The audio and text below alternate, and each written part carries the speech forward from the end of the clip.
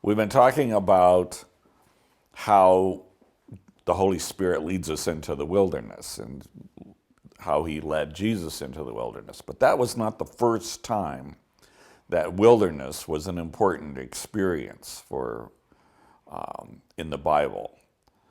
The first time is actually the wilderness that's encountered when God is leading his people, the people of Israel, from Egypt, from slavery in Egypt, towards the promised land of freedom and prosperity and goodness.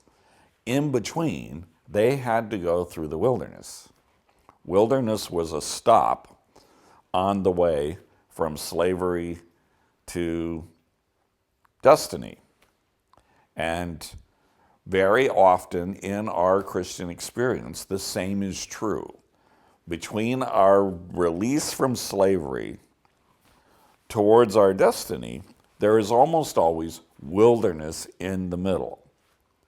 But the key is how we handle the wilderness. And when you go back and you read in the book of Exodus what happened, you'll find that they went through the wilderness and they saw the hand of God delivering them from slavery and providing for them in the wilderness.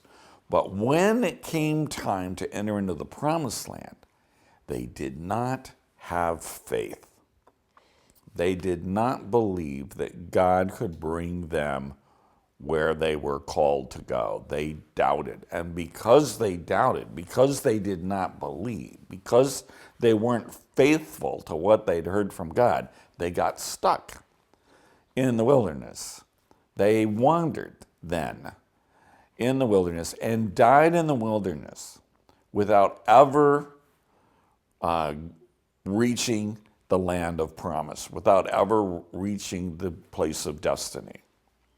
And so the lesson there is that, again, it's very important that in the wilderness we be faithful to what we have received from God already and not doubt what he's spoken to us, not doubt what he's done, not doubt his presence, but know that he will bring us through no matter what we face, no matter what the difficulties are, no matter how hard it seems that it's going to be.